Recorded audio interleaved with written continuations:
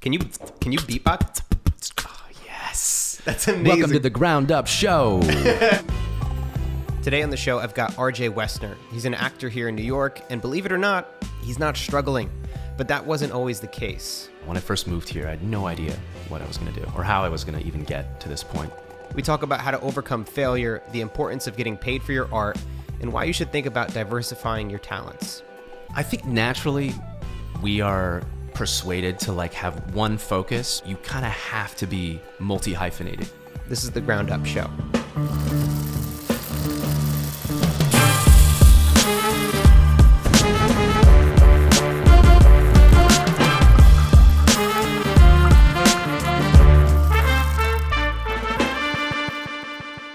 All right, so today on the show I have with me a voiceover actor. He's an actor, a musician, dancer. Did I miss any? Juggler? No, I'm not a juggler. Not a juggler. All Cannot right. juggle. It's RJ Woessner on the show. What's up? Yeah, so we actually met on the internet. Mm-hmm. Backstage. As I don't meet most of my friends on Backstage, but lately I look around at all my friends, my girlfriend, I've met them all on the internet, so it seems pretty fitting. Backstage is how we met. I hired you for a product video that I did for a client years ago. Yep. Back when I was living in Hoboken. Your experience on Backstage, has that been a thing that's been good for you as an actor? Actually, believe it or not, it has. Other than, signing up my girlfriend and I to do that shoot with you. Your girlfriend was in it too. We were getting ready to go to Miami on vacation together. And I saw that spot and I was like, this would be really fun for us, for her to kind of see what it's like to be on a set. And also I was like, we can make a little extra money and it'll be fun. We're going to Governor's Island. Yeah. And that was, she did great, but that was so much fun. That was really cool. Yeah, I'm glad we got to do that. That was cool to bring her out for it because that was the thing in the casting call was real couples for this shoot. That was the first one, right? Yep. Yeah, I was thinking it was another client, but we've done a few of them. That was for an app over the years. It was called Tracer. It's an Tracer? Well, they're no longer a company anymore. Oh, great. But, it's very difficult business, but we had a nice little shoot and we made a nice little video out of it. Backstage is it's the Wild Wild West. Some people are super professional. Some things, top level agencies will cast on it, and then independent people will search for stuff, and then you're going to get some creeps on that site too. So you kind of have to fish through it like Craigslist or any website. Yeah, I was going to say you probably have a wider range in terms of it gets better on Backstage than Craigslist. Although, do you get those big budget, big commercial stuff from Craigslist? No. I mean, I don't look on Craigslist for jobs. I look on Craigslist for furniture. Well, dude, that was not... But was there ever a time? Because I did in the very beginning where I looked for jobs on Craigslist in terms of filmmaking. For me, you never did it? I never looked on Craigslist. Yeah. Craigslist, I think... You never got that low in your career? It was just too sketchy and too much of there were too many question marks and the legitimacy. I don't know. I'm I prefer the actual legit online marketplaces for that, Backstage or Actors Access. But I think those are newer as well, though. And I don't know if there's Backstage obviously for actors, and that's a little bit easier. Backstage has been out for a while. I mean, that's been out since I think the 70s. Oh, really? Yeah. But if you're trying, that's not for filmmakers, I don't think. Do they have an option where you can... Well, let's see. Mandy.com, I think, is for filmmakers in production. Yeah. It's hard. I mean, I think that avenue of getting work is challenging in terms of finding good work that pays well. If you're just going into it cold online, it's very difficult, especially for me as a filmmaker. When I got started out, I had to... The biggest project and the best projects I got were from word of mouth. It wasn't from finding online and referral. And the internet. Exactly. Yeah. So... Yeah, man. So tell me a little bit about some of the projects that you're working on right now and that you're most excited about, within the past year or so. What have been the kind of crazy wins for you? Kind of back to the Backstage thing. I mean, that started out as a print job that I self-submitted for. It turned into a SAG project that was going to be like a new media. Then I roped in my agent, and then I ended up it literally went from being nothing to me being a lead, a principal in this commercial with Kimiko Glenn from Orange is the New Black. Right. It was for H&M. It was but that was kind of a testament to getting yourself out there and not relying on your agents or your people to get you stuff. That was really exciting because I'm like, wow, things kind of transpire out of nowhere. That was really cool. That was my first featured on camera principal job. That's huge. And it didn't start out that way. It started out, you just thought you were going to be an extra in the shoot? Well, originally I was just going to be doing print stuff for H&M. I thought I was going to be one of like 10 people. Right. And then I ended up playing her boyfriend, and then it turned into, they were going to take some kind of B-roll shots for like a website, and then it turned into a full-on, so like the evolution of the job, it went from being like a new media kind of thing to me being an extra. And then I was featured clearly in it, and then they were like, oh, we're actually going to upgrade this to an on-camera principal. That's so amazing. that was kind of cool. Just like I said, the evolution of a job. I think it's about being open and not necessarily knowing what you're going to get out of it. Yeah, that is a lot of it. I can't tell what things are going to turn into half the time. Yeah. But that was really neat. I also did my first voiceover job where I narrated a TV show. No way. That was awesome. Oh yeah, that's right. That was for TLC. Oh my God, this is actually amazing because it fits perfectly with minimalism. This is the one with, it was kind of, was it crazy collectible items or hoarders, really? Yeah, there's like this really successful show on TLC called My Crazy Obsession, and it's adults who like eat toilet paper and like just crazy things. Yeah. And is that really one of them? I'm pretty sure someone. Yeah, I think I saw that. But anyway, there was a kids version of that, and these kids have bizarre obsessions. Like they collect cockroaches. One kid collects and repairs vintage vacuum cleaners. Another kid collects electric fans, and then another kid collected fishing lures and got into like Guinness Book of World Records. Really bizarre kids, but and their parents are like almost nurturing this and incentivizing them for I think their in a way they would have behavior, to. yeah. Like that's the way that's why it gets like that. But it was called My Kid's Obsession, and it was like a one-off thing in between Christmas and New Year's that they aired. It was a 1-hour special, and that was one of my goals as a voiceover actor, was to narrate a show or be like the voice of a network. So that was really exciting. That's huge that I got to do that. And so I want to talk about how we got here. The name of the show is The Ground Up Show. So this to me is incredibly fascinating because I can wrap my head around how to build a freelance business, a client business as a filmmaker, a photographer, a graphic designer. That to me seems relatively simple. Not easy, but simple. As a voiceover actor, a juggler, I like somebody who's so multi-talented and you have so many different avenues to go down. To be able to quote unquote make it, or to be able to actually, I would say and when I say make it as an actor, would be to be a paid actor that gets work, that can pay rent. And like that to me seems like a very difficult thing to do as an actor. And so how did you first get started out as an actor? Wow. Well, I've been acting full-time freelancing for the last 3.5 years, almost 4 years. So, and it's weird when I put that into perspective. I'm like, wow, when I first moved here, I had no idea what I was going to do, or how I was going to even get to this point. So like, it's amazing. I started by going to music school in Boston, and I knew that as soon as I moved to New York, I wanted to hit the ground running. I had to diversify my talents and just try to find as many outlets as possible, because you don't, as you know, as a freelancer, you don't know what's going to stick, or like what things you're going to be known for, or what things you need to focus on. So I immediately started studying at a voiceover acting studio. I Googled New York City voiceover on Google. I was like, I don't know what to do. And I had no one to really reference. So I just used the internet, and then I started studying in acting studios, and I did film scores for screenwriters and people who produce music. So I would write music. Yeah, I that was one of the things that I did at school for college, and it was fun, but it was grueling work, and I was underpaid, and it was a ton it was just so much work, and I'd be watching these actors in these series or web series or short films, and I'd be like, I think I'm better than them, and like it was frustrating, and I was like, I think I need to be doing that more so than this side of the whole production thing. So I kind of just reassessed and decided I needed to go more into performing and not doing composition. So I kind of shifted gears, started doing voiceover, and things kind of took off from that. So voiceover was really like the first success. That was the catalyst, you could say. Ooh, there we go. Brought to you by Catalyst. That is interesting, because I think that probably most people that get started out don't go into voiceover acting. It's almost more niche. But they kind of say like, get ready, it's going to be a tough industry, and it is very difficult. But there's so much work out there, and that didn't really dissuade me from from going for it. Like I did a lot of people's voiceover jobs, projects when I was at Berkeley, and they were like, "You're pretty good at this." Like, and then I was like, you know what? This is something I think I want to develop a little bit more. And that's why I started training in that and just getting myself out there, going to workshops, meeting people.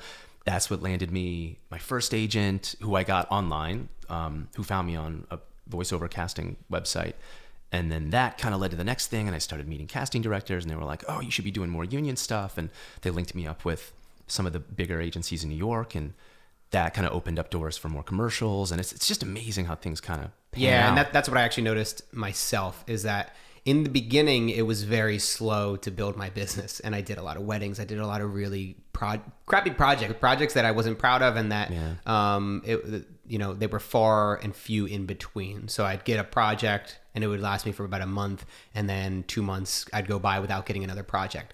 But slowly, as you start to make more connections and get more clients, it builds up into this snowball to the point where you will have so many connections out there, and your name will be out there enough that you'll be able to bring in work, and naturally. So the word of mouth is going to get out there if you continue to deliver and make amazing work, and you're great to work with. There's obviously other things that come with it, but as you start to snowball, it really becomes much easier to get work as you go on. In terms of voiceover work, do you remember your first paid project, the first time you got money? I do. It was December of 2010. It was for a Texas restaurant called Papa's Restaurants, and I did a bartending tutorial video. I did 3 videos, I think, and it was $500, and I was like, wow. And that more than paid for the service I was on. It was called Voice 123. I still use it pretty often, but that website was great because it, like you said, it certain clients from all over the world, Denmark, Chicago, LA, Hungary, I still work with a lot of them. They still send me auditions, and London, and and some of them, even like now that they know that I'm in SAG-AFTRA and that I do union stuff, they'll be like, "Hey, you do union stuff, right? Here's a Coke spot. Can you audition for this?" Our client, certain products only do union stuff because of their advertising agency and because of the union rules. If they're a SAG, I think not a SAG affiliate, but there's a term for it. They're like a signatory. So like they have an agreement with the union to only use union talent on certain jobs. So I've gotten some pretty cool jobs through that. Well, this is why it's important to just kill it with every project you do and put yourself into every project. If you slack off, I've had phone calls with some people that are just like not professional. Like that's just the first interaction I have with you. But if you are amazing to work with from beginning to end, you deliver on an amazing product, whether it's a voiceover or if it's editing or shooting a video, those people will come back to you if they need that again. And if they are good at what they do, then likely you will get more work from them. And they might even refer you to someone else. And that's like where the real spider web happens. Where exactly. You're like, wow. That's when it starts to go out and get crazy. Was there a project early on? So you had that one, which was your first paid project. Is there something that you remember early on that was kind of a turning point in terms of like, wow, this is a legit production here. This is a legit shoot that I'm working on. When I started doing a bunch of Bud Light animatic spots, which are like all the early development commercials before they actually hire a production team like yourself and casting and actors and all that, they'll do a lot of mock-ups that are animated. They're like previs animatics.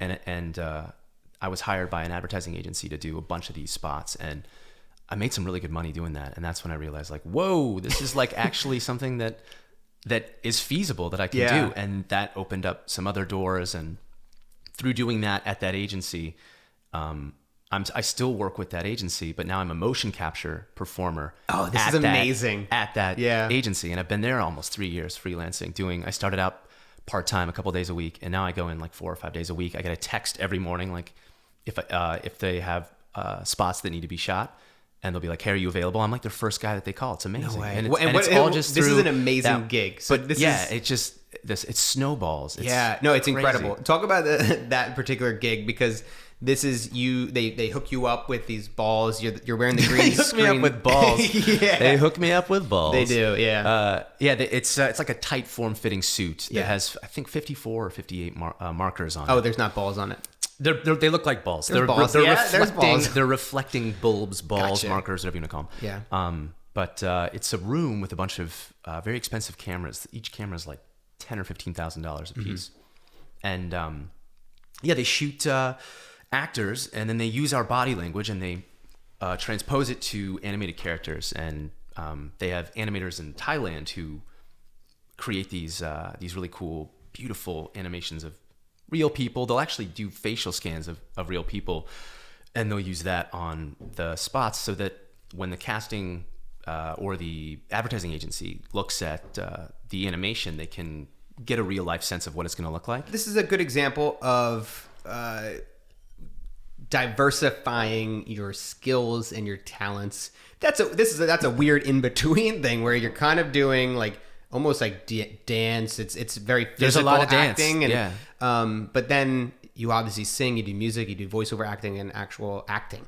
So when did you decide, all right, I can't just go down one lane. I can't just do voiceover acting. I need to do all these other things. Because I do see a lot of parallels with filmmaking where you can just be a shooter, or you can master audio, or you can become a drone operator. There's so many different avenues that you could go specialize in. Yeah, but then to be a generalist and really have all these different skills, when did you decide that was going to be important for you? I think naturally we are persuaded to like have one focus, because that way you can like guarantee that you'll be known for something and you can get work for that one thing. But when you're in our industry, I think you kind of have to be multi-hyphenated. You have to have a lot of different skills, because all of them you can draw upon for different opportunities, and you need to open yourself up to those. So like kind of like how we've talked before about just saying yes to certain things. I knew when I moved to New York that I needed to diversify my talents, because I knew I didn't want to be a starving artist. I didn't want to just be here struggling and having a difficult time. And I knew that I wanted to every day be able to focus on my art, focus on different projects. So when I was at Berkeley, I went to a seminar, and it was basically about having multiple streams of income and opening yourself up to, as an actor, also singing and taking dance classes. And just, it's so important to open yourself up to all the different avenues that might potentially open doors for you if you're a performer. You know what I mean? Yeah, and I think that's such an important point, is that I've seen so many people that are more talented than me not make it or give up on their art because they couldn't make money doing it, or didn't think they actually could make money doing it. So I think it's incredibly important. They're so sad. That's so. Oh my God, dude! There's so sad. People that I like idolized and looked up to and said, like, I literally just copied frame by frame their videos because they were doing it so good at the time. And for whatever reason, they can't progress and build up a business out of it. But you need to have that. And so for you to be able to identify, to say, all right, well, like, I don't want to struggle. I need to be able to make money doing this. I think that's an important thing that differentiates you and me from people who perhaps may be doing it just for fun. Like, you need to make money. You need to get paid for your art. That's really important. And I have a lot of different interests as well. And I don't want to get pigeonholed into one specific thing. I certainly don't want to be a jack of all trades, master of none. I think that's kind of baloney. Anyone I respect, or anyone who I really admire, is really good at a lot of different things. And so I kind of just, I think having a strong work ethic and having focus and being able to, like, okay, this month I'm really focused on my voiceover career. This month I'm doing a lot of theater auditions or TV stuff. Or now I'm focused more on like marketing and my website and all that. I try to have those little kind of benchmarks and have those checkpoints for different things. That way I'm focused enough in each thing that everything kind of just rises as I go along. Because if I wake up and I'm like, well, what am I going to do today? That's where it's kind of like, it can be kind of like, well, you have option anxiety, and that can be kind of paralyzing. And that's kind of where I was, in high school. I was just like, what do I want to do with my life? What am I going to do? I have so many interests, and like, I love performing, and I entered an arts competition, and I ended up winning it with an original song. And I realized, okay, I need to study music, I think. And I did that. And that was kind of the foundation of what got me into the arts, got me into performing, got me into entertainment. And then I'd always been a singer. And so then I kind of, everything just kind of built off one thing to the next. And I always loved acting. So I just parlayed one thing to the next. And somehow I'm like, wow, I've been in New York like 7 years now, and I'm still doing it. And it's gotten better every single year. Better projects, more talented people, working with unbelievably creative people in this city. It's amazing. What do you attribute that to? Why do you think that you were able to get to this point while others can't? I really invested in myself when I first moved here. I bought great equipment. I got online, and like, it's, you know, you have to shell out a lot of money in the beginning, and it's really kind of scary. But I wanted to get myself out there. I constantly went to auditions. You kind of have to be brave and just go for it and not care. Like, along the way, I knew I was going to fail. I knew I was going to embarrass myself, or that, you know, I was going to get into something and be like, I don't know what I'm doing, and just kind of, you know, hope that my diligence and my perseverance was going to get me there. And then I get little wins along the way. And those little wins along the way keep me inspired and keep me realizing, oh, you know, this is why I'm doing this. Like, this is actually working. This is working. Mm-hmm. And then eventually I get enough momentum. I mean, I had so many different odd jobs when I moved here. When I first moved here out of college, I had an unpaid internship at a record label. Everybody at the record label was fired before I even got there. There were like 3 people there left, even the guy who hired me. And so I realized, this is a dying industry. I don't want to be in this. And I ended up going from that. I worked at a music production and sound design company. Then I was a dub intern. It was a paid internship. And I sang on a bunch of demos for commercial spots that a bunch of the in-house composers would do. That I learned a lot at, but I knew, again, I was like, I don't think I want to compose full time. Like, I think I like being in the studio. I like performing. I like being on mic. I like being on camera, and I like being on stage. So I was like, okay, that's kind of where I'm going to go next. And then started training a lot, and then I worked at my uncle's coffee shop briefly. I worked at an event production company for like 2.5 years. That was extremely grueling, and I had like a super low income. I was working 40 plus hours a week, making $30,000 a year, which is not a living wage in New York. No. So it was trial by fire. I was just like, I need to do this. I was not designed for a 9-to-5 job, at least at this point in my life. At this point, I'm like, I need to be creatively fulfilled. I'm going to go for it. Mm-hmm. Fuck it. You know, that was my attitude. Yeah. And maybe that's why I have any success at this point, which I still feel like I have so far to go. And yeah, well, that's it's almost weird that I'm on this podcast, because I'm like, what wisdom can I say? I'm not. Dude, I feel the same way though, but it certainly is. I think when you look back on it, there was points like 2-3 years ago where I felt like it couldn't get any better. I was like, this is incredible. Like, to do what, and I set the bar low, but like, no, but that's humbling when you realize that. It's like you're taking in the moment and you're like, I'm grateful for this. Yeah. And that just begets more work and even better things. And each year gets better. Yeah. And I think the thing that you have to do is you start to kind of reframe your priorities and your focus as you get better and as you do bigger things. 'Cause I had set a goal. It was on I made a bucket list. This was the summer of 2013 to make a feature-length documentary about something important, something I cared about. That's literally what it said on the list. And then like 3-4 months later, Josh emails me, subject line idea, says that he wants to make a documentary with me. And I'm like, holy shit. Like, this is insane how this is just lining up right now. And then within a couple months, we go out and we shoot it and have no idea what I'm doing throughout this entire process. It's just a learning experience from the beginning, and just also learning and realizing that I actually don't know anything. That at the time I thought I had it all figured out. And now I'm realizing, shit, I have a long way to go. And to be able to go through that experience, to actually make it and to make a movie and to put it out, to get it in theaters and then on Netflix, it was an incredible experience. But then you're done and you're like, oh, what's next? What do I do now? Yeah. Like, oh my God, like that's everything I wanted to do. It's so nice when you're like wrapped up in that, in the work, and then you're like, what now? Yeah. You know, so then now next? We're on a podcast. So then, you know what I mean? It's like you kind of create new levels for yourself, and it's like, all right, well, let's try this. This will be fun. And like you said, it's about putting yourself in a position where you're both terrified and worried that like you're gonna embarrass yourself and that everybody's just gonna laugh at you. Man, failure sucks.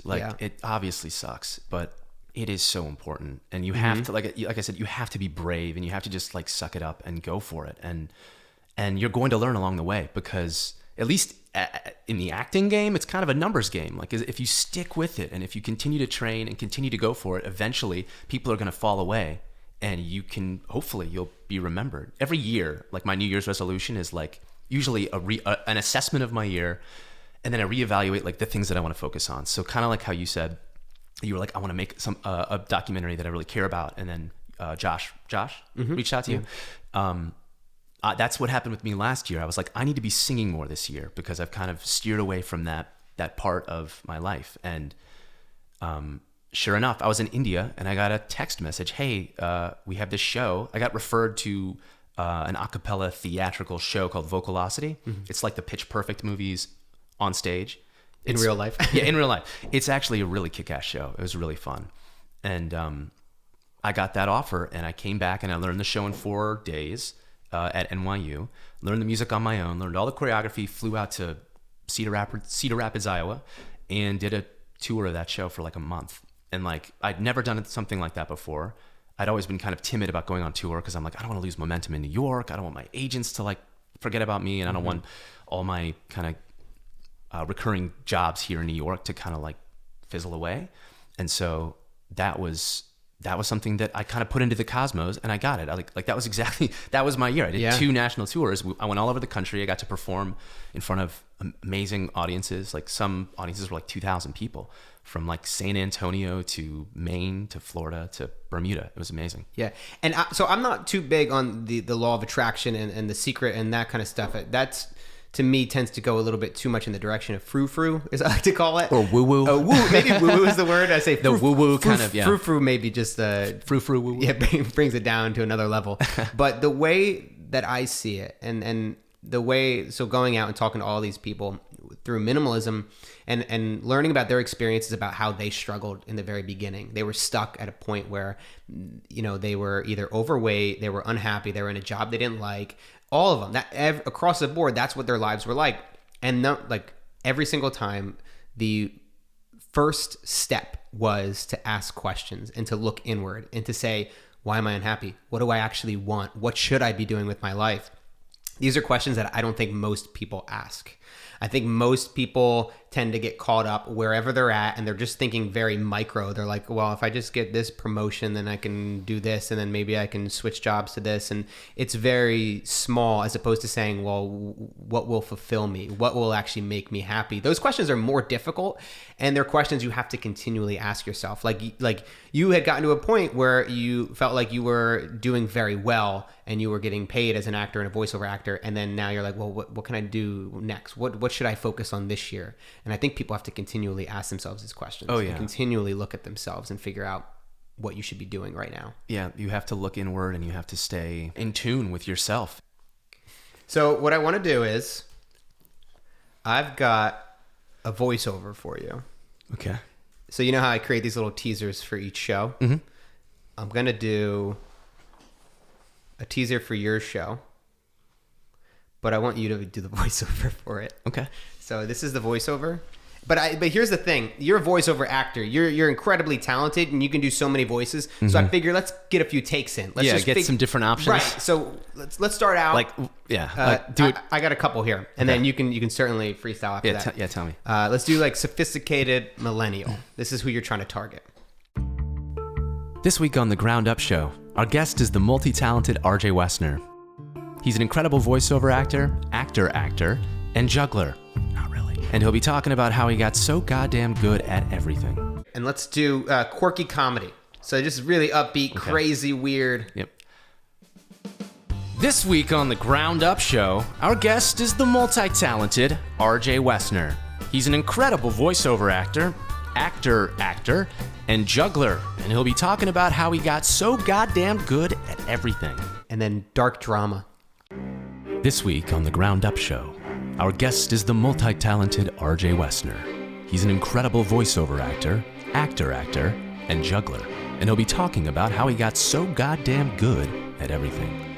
It's kind of weird talking about myself. Yeah, that's why I wanted to do it. So weird. I wanted you to feel uncomfortable. This week on The Ground Up. Dude, I've been doing some voiceovers now. Let's hear you do it. I think you'll be better off doing this than me. Yeah, it's like weird. All right, so I like the way you do this too. It's very like real and natural. It's not like it's just like this week on The Ground Up Show we've got right. Well, that's funny. And also, there's like something. The fact when you do it too, I could go so many different directions with. Yeah, and that's why I'm not a voiceover actor because all I could do is me, and that's why you're talented and you can play about 100 different people. So this is how I would do it. This is funny because I do these voiceovers. Like Natalie's usually in the next room. She's like, oh my God. She's like, just get it already. That's hilarious. All right. This week on the Ground Up Show, our guest is the multi-talented RJ Woessner. He's an incredible voiceover actor, and juggler. And he'll be talking about how he got so goddamn good at everything. See, but it's funny because that was perfect. Right. That should be used. That's going to be used. But like, what I will say about that is like, I don't like talk. There is a certain voice that you use, even when it's still me being me, but I'm like almost showing it. I'm hamming it up about 15, 20%. It's not like, this is not a conversational tone. And I wonder, that's like the art of voiceover acting, right? It's finding those subtleties in how to deliver this where it feels natural, but it also fits the direction. That is, I think, the paradigm now of voiceover work. They want you to not sound actory and not sound announcery. That's what's crazy, is they want you to be exactly that. They want you to be yourself, know who you're talking to, but not seem like you're an actor, which doesn't make any sense. It's like they don't want you to, they will literally say non-announcery, conversational, not voiceovery. Voiceover, so not like, which is what coming we're doing. up next. We've got, that, or like, the Ground Up Show coming this fall. It's not where this stems from is we interviewed Juliet Shore for Minimalism, and she talked about this word authentic, which is what companies are all trying to do. It's funny because as a person, as a human, it's quite easy to be authentic. It doesn't if you're comfortable in your own sure yeah. For some people it may be difficult, but I would say for brands, people don't have to think about it. They just are who they are. But when a brand has to position themselves to 8 million people, now they're thinking, well, how do we approach this in an authentic way that's authentically us? And it's like, well, what does that mean? Because you're talking about a company here. And really, you're just trying to say, like, in what way can we trick and get people to feel comfortable and believe us and trust us? That makes me think about these... I think they're Toyota or Chrysler commercials where they say not real, or these are real people, not actors.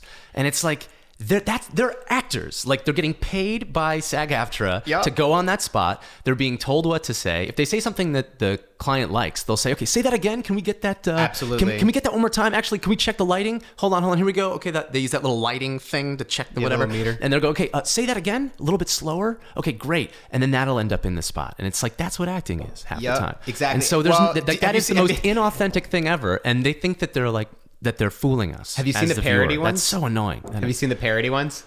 It's just like some guy from Boston. It's so funny. I did see that. That video is so good. So basically, they're just they're saying, well, it's actually actors, but if this was a real person, let's just say some dude from Boston, this is what it would be like.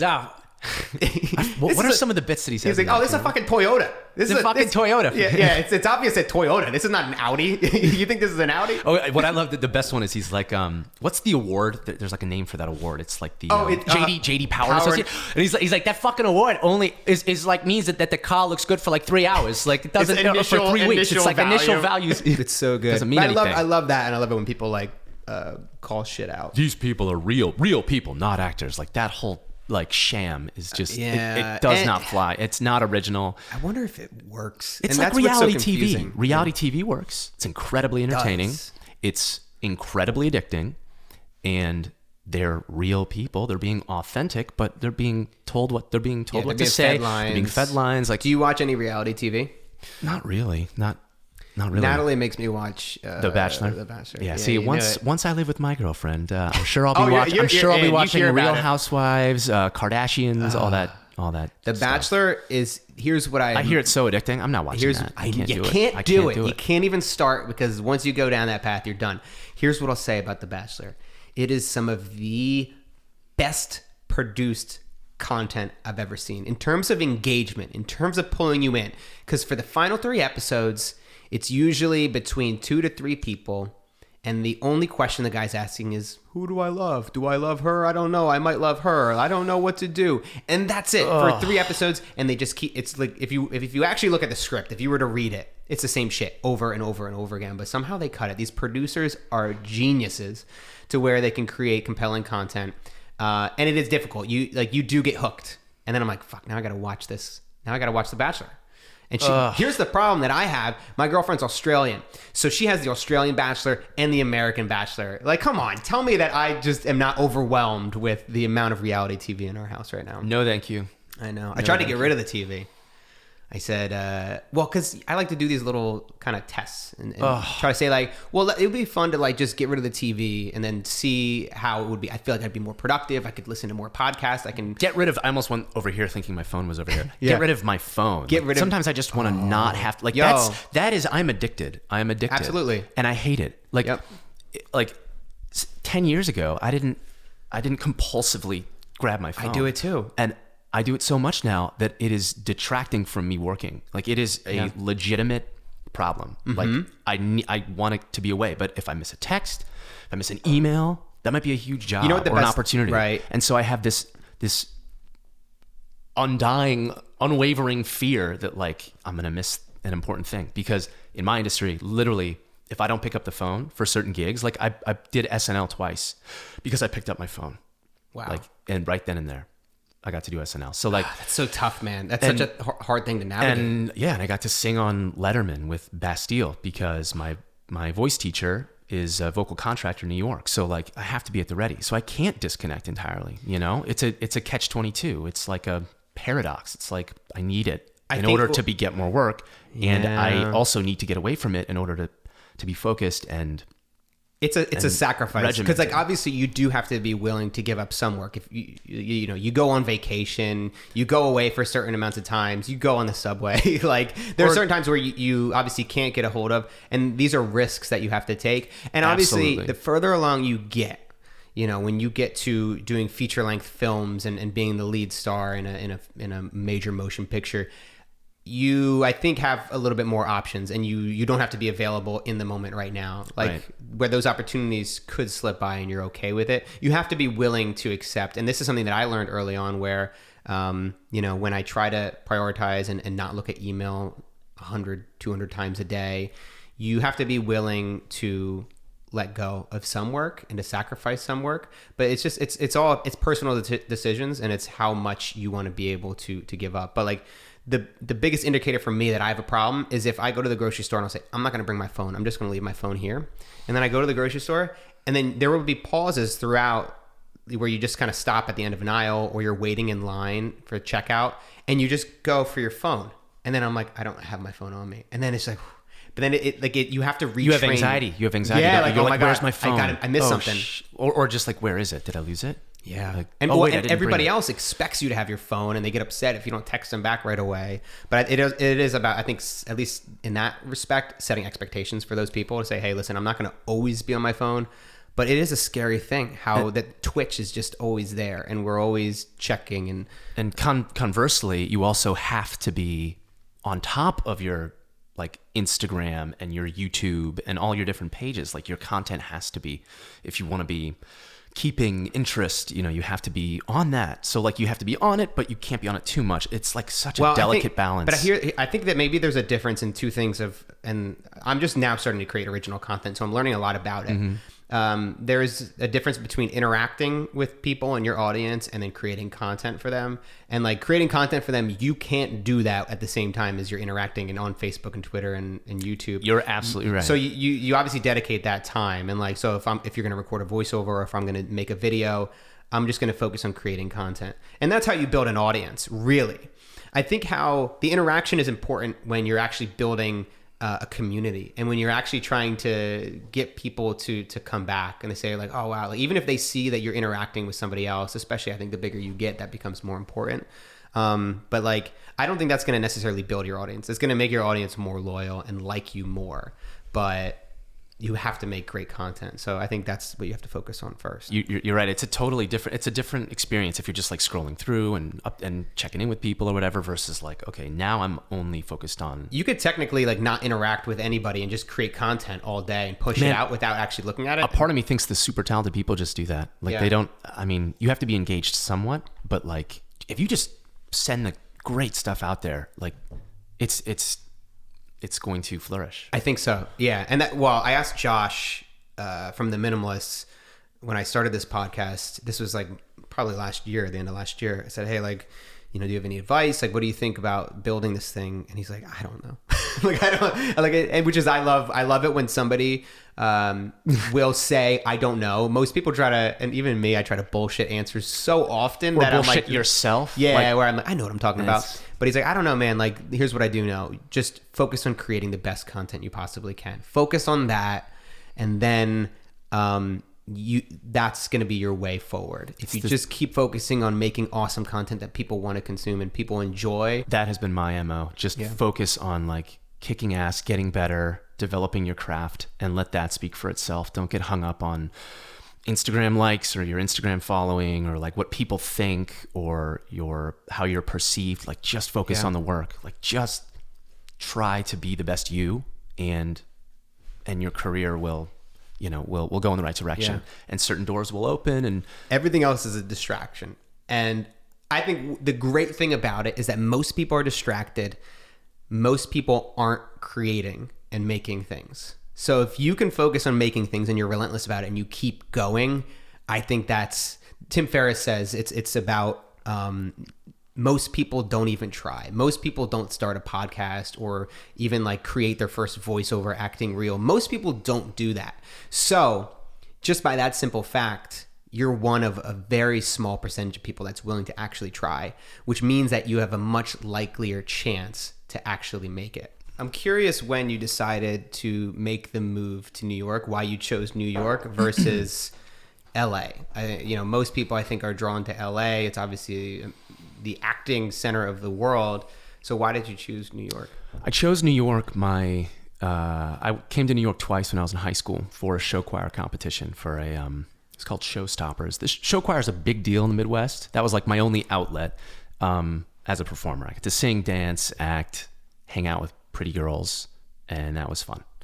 When I came to New York, I fell in love. I mean, I always wanted to be legitimate, and I thought the most legitimate performers and true talented people, triple threats, whatever you want to call them, lived in New York, and they did theater. And I knew that I'm like a quick kind of, I like the jolt that you get. I like the jolt. I feel every time I go outside. Seriously, like I like being, having a fire under my ass. Yeah. And I like the culture here. I love the diversity. I love the opportunity. I like the vibes here. And I'm hungry. And this is a great place for that. And I just knew that I was going to end up here. And my uncle also lives here in Manhattan. And so I knew that I had some kind of link, and having gone to school on the East Coast in Boston, I would come down and see him. And I just fell more in love with the city. And I knew I was going to move to Brooklyn. My girlfriend was from New York. I knew she was coming here as well. And LA was always, I never really saw myself in LA in the beginning, because I didn't necessarily know anybody or know enough about it. I just knew that it was like a super relaxed kind of chill vibe, man.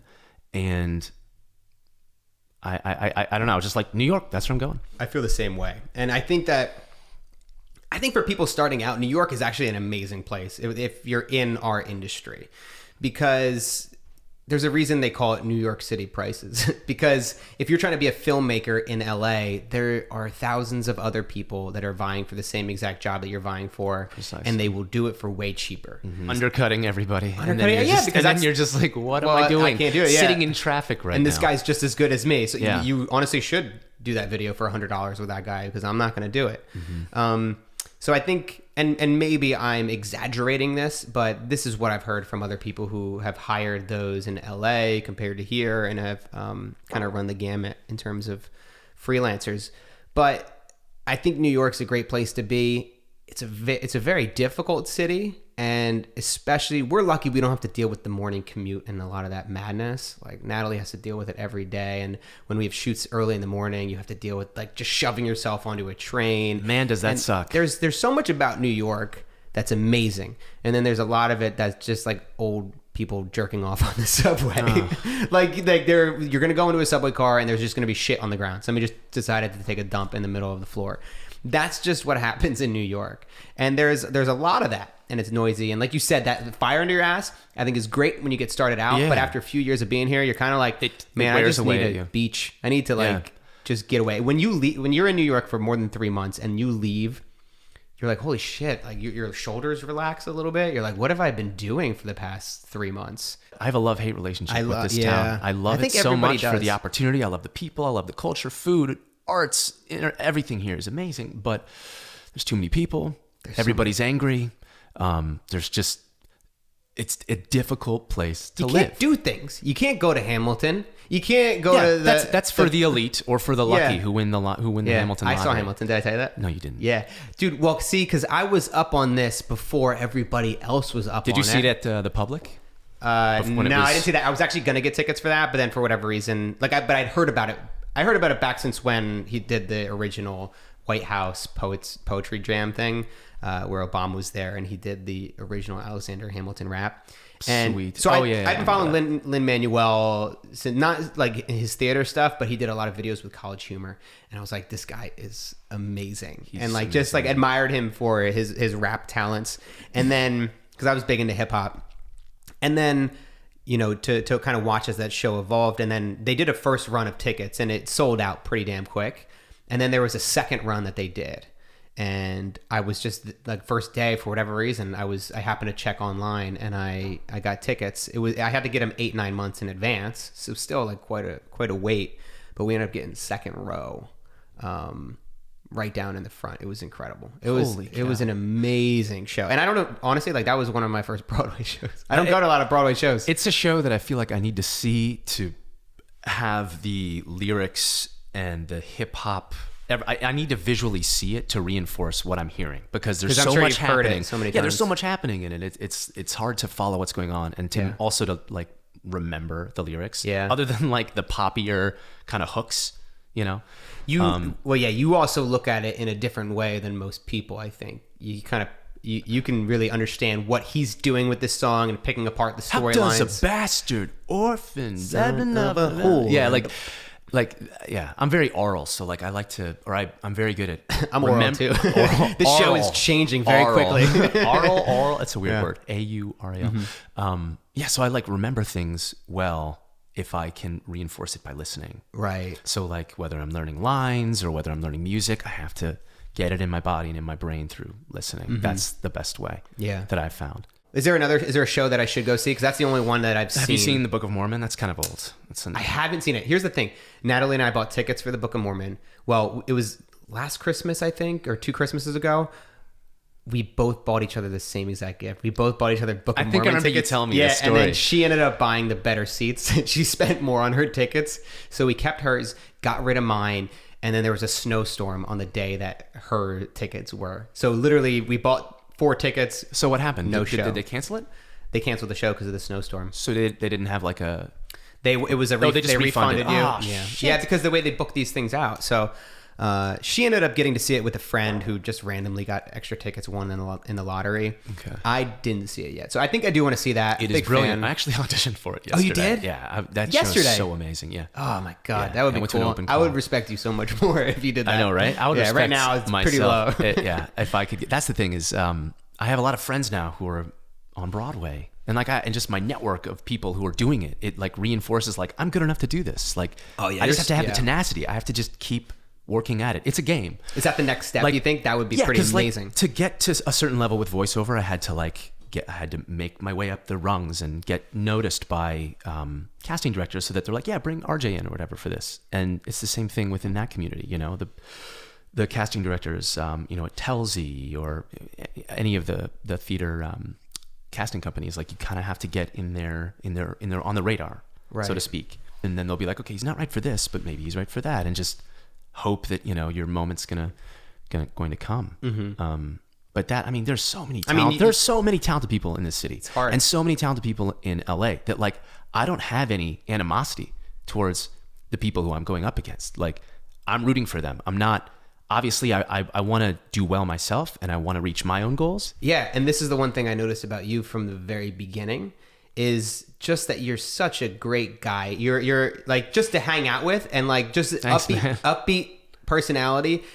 There's a lot of people, especially within the acting and kind of entertainment world, that like it is like they have this dog eat dog mentality.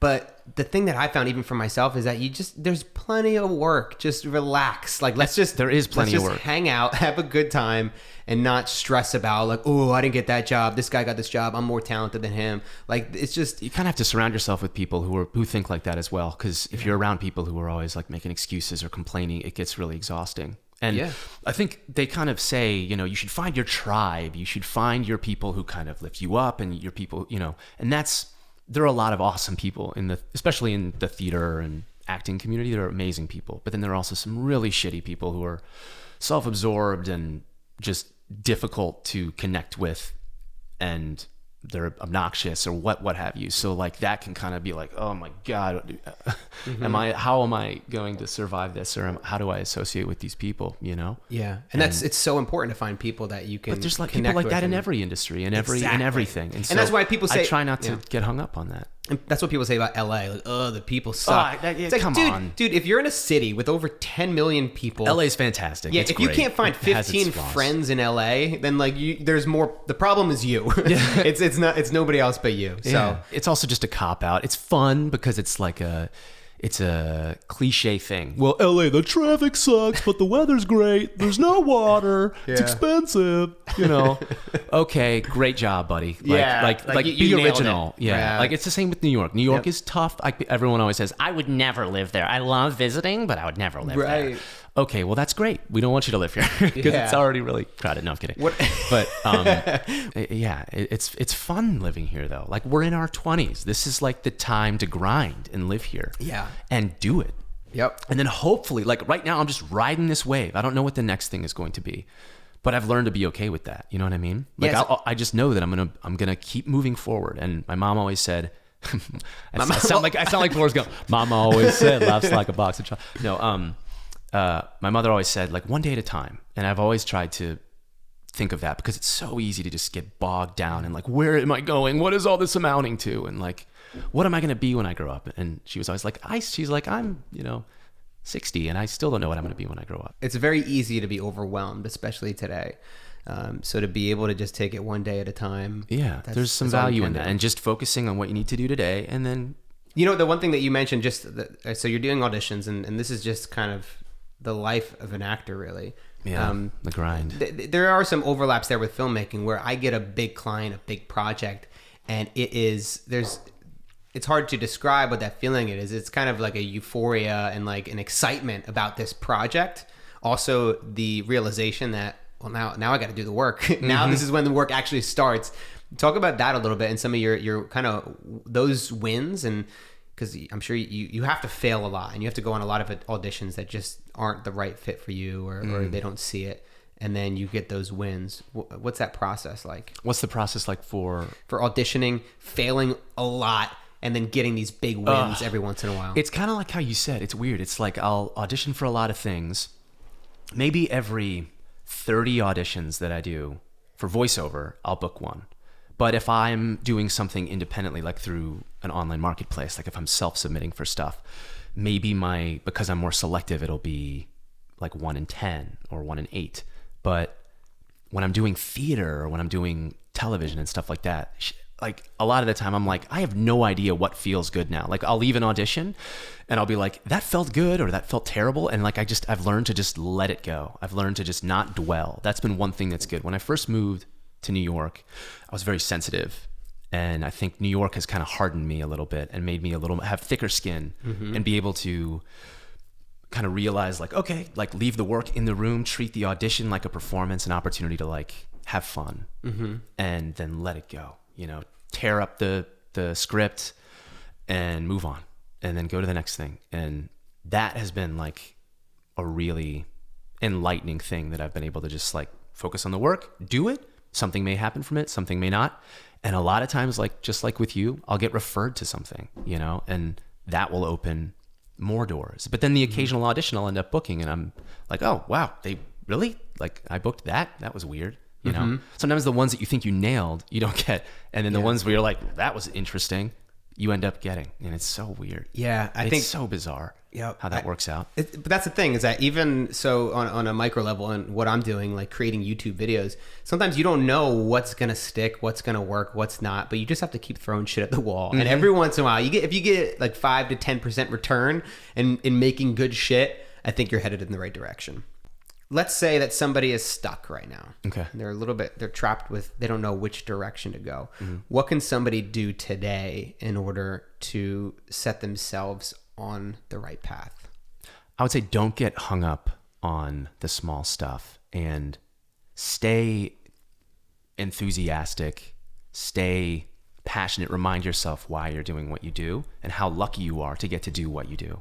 It's a process. It's a continual process. I sometimes find myself in these situations even now where I'm just like, well, me too, because it's a process, and you continually have to you have to remind yourself to be grateful, to show gratitude for what you do have, to work towards your goals, to continue to move forward even when you have doubt, even when people shit on you. And when you start to put stuff out there publicly in front of people, a lot of people will be shitting on you. What one tool have you leveraged in a way that others haven't? I'm a twin, and my whole life I've always kind of had a competition built into my life. Like, well, your brother got an A on this exam. What did you get? Well, I got an A minus. Oh man. So my whole life I've always been kind of compared with him. And I think that because I always had 50% of attention and 50% of, I think because I was always in competition with my twin, that gave me a work ethic to like strive to be the best me that I can be and dare to be bold and, you know, live the life that I imagine, like all those, you know, Henry David Thoreau kind of quotes, you know. Yeah. I really took those to heart. And I think that my work ethic is probably my best attribute. Like I want to do great things. I don't care what anyone thinks. I'm going to go for it. And I'm going to ride this wave as long as I can and see how far I can go, you know? And that's exciting for me because I don't necessarily know where I'm going to be in 5 years, but I know my life's going to be exciting. It's going to be fulfilling, and I'm going to be doing interesting things. You know what I mean? Yeah. And if things change along the way, that's fine. And accepting that. It's gonna change. It's going to change. That's inevitable. Like that. And that's a beautiful thing. So what is it that drives you? Curiosity. I'm just very curious. Maybe I think that might be why I enjoy acting so much, because I get to learn about so many different facets of life and so many different types of people. And I get to study, like really have these intensive kind of studies about different things, culture, life, people, careers, and culture. It's amazing. So I think that because I get to do that, I'm always learning. I always have further to discover about myself, which is great. And I get to connect with other people. And that's a really special thing, to get to tell stories. So how do you face doubt? I face it head on because that's the only way you can do it. You know, like we don't really have a choice. I feel like I have to, every day is different. And thankfully, you know, some days are high, some days are low. And sometimes I'll just go for a run or exercise and I'll have a whole new perspective. You know what I mean? Putting your head down and just keep going forward, even in the face of doubt, is the most important thing you can do. It's so weird. I can't imagine myself doing anything else other than what I'm doing right now. Singing, acting, performing, creating stuff like I can't imagine myself doing anything else. Mm-hmm. And I think no matter how much doubt I have, I'm going to keep doing stuff. And my attitude is going to change, you know? And it's normal to doubt yourself. Like even when you're doing great, like even when I'm doing well, I'll still have doubt about, you know, so many things, but I just try not to get hung up on that. To me, that's like, that can be so debilitating if I just stew on, oh God, like, am I like all the time, Matt, all the time. I'm like, am I good enough to be doing this? There are so many talented people. Like, why am I doing this? Yeah. Like, how long is this going to last? Like, when am I going to give up this charade? You know what I mean? Like, how lucky am I that I get to perform and put on a costume and do commercials and do voiceover work and narrate TV shows and perform on stage. And some people say it's like, well, where do you see yourself in a year or 5 years? And it's impossible to tell, because 5 years ago, I could never imagine that I'm at this point right now. And so there's a part of me that thinks that setting goals and having expectations doesn't matter. You just need to know what you love doing right now. Yeah. And that's all you need to know to move forward. And if you don't know what you love right now, then start trying different shit. Yeah. Start playing around and tinkering. That is great advice, I think. And that is something that I definitely agree. Like if you're stuck, like younger me, it's like just tinker, play, find different things. Like things are going to it's amazing how life kind of writes itself. Like it's that stereotypical, like this is what your life looks like and this is what it looks like in retrospect. It looks like a straight line, but really it was like it's crazy. Zigzag all over the place. Every day. That's how life is. That's how our careers are, you know? All right, so I got one more question. I want you to name one thing that people, before they go to bed tonight, they should either watch, listen, or read. What one thing do you think, it could be a podcast, could be a book, could be a movie, what one thing do you think would is so important they need to watch it before they get to bed? Right now there's a really cool podcast called How I Built This, and it's NPR, and Guy Raz is the host, and he interviews people like the founders of Crate and Barrel, the two people who created Instagram. And granted, they're all entrepreneurs, they're all innovators, and kind of culture shifters. That's very inspiring. It's actually kind of comparable to your show. Yeah, that's like, that's like the Ground Up show.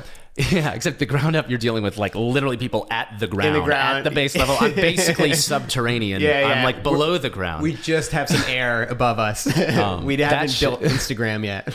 That show is very inspiring. All right, man. Well, that's it. Thanks. All right. Thanks for being on the show. Thanks for inviting me, Matt. Cool. Well, we'll have to have you back on the show when you're on Broadway. That's it for this episode of The Ground Up Show. You can subscribe to us on iTunes, SoundCloud, YouTube, or anywhere else that you listen to your podcasts. Big shout out to Conrad Golovac. He produced this episode. If you guys need somebody to shoot and edit your videos, hit him up.